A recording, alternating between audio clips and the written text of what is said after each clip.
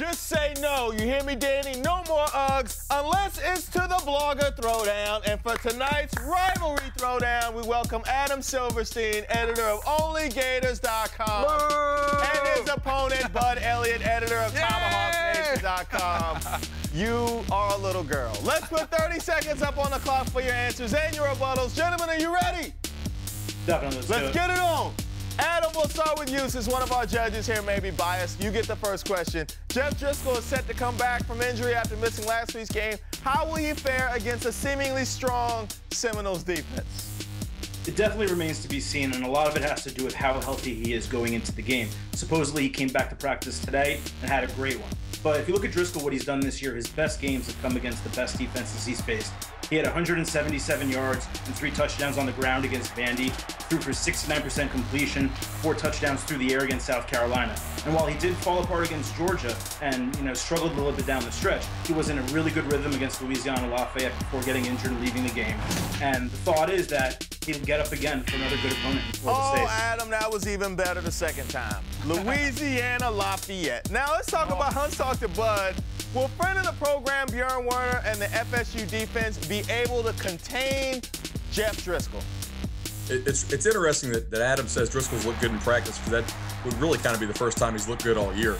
Yeah, I think you have to expect Florida State's defense to come out and really dominate Driscoll. He's not much of a threat to throw. On the ground, he's obviously really athletic, and they can get some things done there and have the defense focus on him, open up some holes for Gillislee. But yeah, they should be able to rattle Driscoll. He's only played in one tough road environment against the defense that didn't get its coach fired like Tennessee's did, and it should be interesting to see there.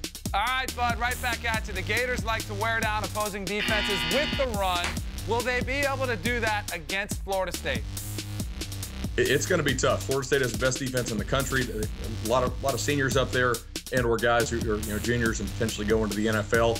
If Driscoll can't force Florida State to focus on the pass at all, they're going to be able to gang up against the run, win one-on-one matchups against blockers, and simply outnumber Florida's running game. It's really, in order for Florida to run well, they have to make Florida State respect the pass at least a little bit. And so far, Driscoll's not been able to do that really against any kind of decent defense. Great observation, Bud, calling the Seminoles the best defense in the country. Bud will give Adam a chance. Adam, will Mike Gillislee be able to break through the Seminoles' strong defensive line? Gillislee's definitely been up and down this year. First 5 games, he had 548 yards in the ground and 7 touchdowns. The last 6, 416 and 1 touchdown on a similar amount of carries. But there's 2 contributing factors to that. First, Florida's offensive line got really banged up against LSU, and it hasn't been healthy since. It's going to be all the way back, supposedly, for this Florida State game.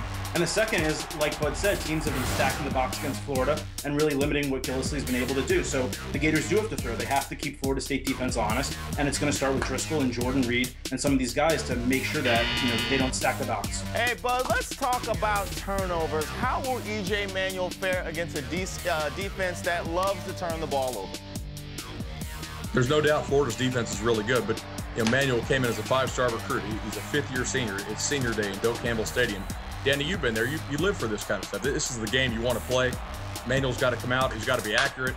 He's got to throw the ball to the open man, especially on early downs, not let Florida gang up against the run, and I think Manuel can get it done. Adam, how important is forcing turnovers against an FSU team that averages 54 points at home? It's extremely important, and it's one of the biggest areas that Florida's improved this year. They're plus 13 this year. They were minus 12 a year ago. Now, both of these defenses are top 5, but what's important to remember is Florida State has not seen a defense like Florida's all year long. Florida State's only gone up against 1 top 20 total defense, and the best scoring defense they went up against is 47. Florida's gone up against 4 top 20 total defenses, 4 top 20 scoring defenses. And the Gators haven't allowed more than 20 points to any team this year. And they're allowing 18 points against the 3 top 25 offenses they faced this year. And Florida State gave up 37 to Clemson. All right, Adam, we'll let you get one more. Game. Adam, we'll let you get one more cheap shot since you brought it up. Let's talk about the strength of schedule. Yeah. Florida State, you mentioned it. They've only played 1 top 25 team all year. Do you think they should be in the same talks, though, as the Gators and the rest of the SEC teams sitting at 10-1?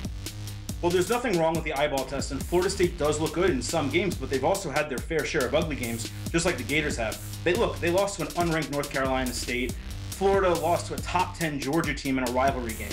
Florida's 3-1 against the BCS top 10, and they have the toughest schedule in the country. FSU somewhere in 60. So So look, do they deserve to be up there in the top 10? Sure. They're the best team in their conference. But have they accomplished what Florida has so far this year? No, they haven't. Somewhere in the 60s, like the average age in the South Hold Florida. on, let my man rebuttal. In the 60s. Bud, what's the best defense for Florida State's soft schedule? How do you respond to that? Now, hold on. Didn't Florida need a block punt to beat Louisiana Lafayette at home? Did I see that right? That's not going to hurt them. That's from PG County's own. Good counsel, baby. In fairness to Florida State, they did have West Virginia on the schedule, and when the Mountaineers jumped to the Big 12, they dropped FSU really late in the game. It was hard to find an opponent, and most of those teams out there just wouldn't come to Tallahassee to play. Obviously, you don't want to play Savannah State. That's kind of a cop-out there, but still, it's not all on them. West Virginia did back out. All right, it is time for the tiebreaker. I got to start with Bud. An old-time Florida rivalry. Mr. Bud Elliott, homemade jorts or store-bought jorts? Isn't that the question for Adam? Oh, yes, it is. That's pretty good. That's where they originated. Adam, homemade, store-bought? Neither. Jorts are overrated, and most Florida fans don't wear them. Just a myth. Oh, I don't know. I've seen a lot of pictures. I've seen a lot of pictures of some shorts in games. Photoshop. A lot. Photoshop. All right, Bud. For the win, who wins the skills competition? Danny Werfel, Danny Cannell? It's got to be Danny Cannell. I mean, I can see him right now. He looks like he just got out of the CrossFit Games, and I think he played some baseball for Florida State too, didn't he? So sucking up to the host here a little bit, but got to go with the Noles. Smart man. Smart man. I know. DQ, because I happen to know for a fact that he cannot see you right now. Winner, Adam Silverstein of OnlyGators.com and new champion of the Blogger Throwdown. No. I say it's a tie. If anything, it's a tie. Gotta give Bud How are you props, begging man. for a tie? Because you know what? One of the greatest ties in the history of the rivalry, 31-30. That's why. The choke and dope. You are watching Unite, ESPN's very first late night show. Make sure you watch it every weeknight at midnight on ESPNU and tell your friends. Hit us on Twitter @Unite and like us all on Facebook.